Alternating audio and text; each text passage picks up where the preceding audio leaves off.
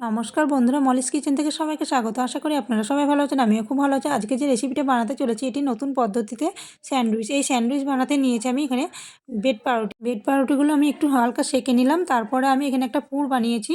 এই পুরের মধ্যে দিয়ে দিলাম আমি একটা গাজর গ্রেট করে দিয়েছি, তার মধ্যে পেঁয়াজ লঙ্কা কুচিয়ে স্বাদ মতো লবণ দিয়ে ভালো করে মেখে নিলাম। এরপরে আমি পুরগুলো এরকম একটা পাউরুটির মধ্যে এরকম করে গোটা পাউরুটিটাতে দিয়ে দিলাম, তার উপরে আবারও একটা পাউরুটি চাপিয়ে দিলাম।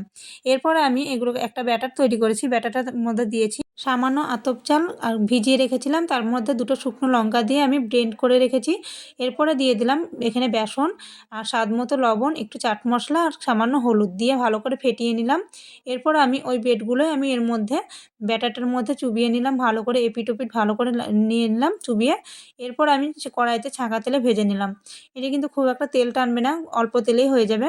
এই যে আমি এপিট ওপিট খুব ভালো করে ভেজে নিলাম। এবার আমি একে একে সবগুলো স্যান্ডউইচ ভেজে নেব এরকম করে।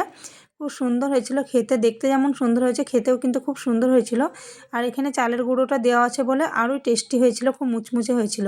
আপনারা চাইলে এই পদ্ধতিতে একবার স্যান্ডউইচ বানিয়ে খেতে পারেন। খেয়ে যদি ভালো লেগে থাকে কমেন্টে জানাতে ভুলবেন না। এই যে আমি কেটে দেখিয়ে দিলাম, এবার আমি সস দিয়ে পরিবেশন করলাম। আশা করি ভিডিওটা ভালো লেগেছে। ভালো লাগলে লাইক কমেন্ট শেয়ার। যারা ফেসবুক থেকে দেখছেন পেজটা ফলো করবেন, যারা ইউটিউব থেকে দেখছেন চ্যানেলটা সাবস্ক্রাইব করে দেবেন, এই অনুরোধ রইল। দেখা হচ্ছে পরের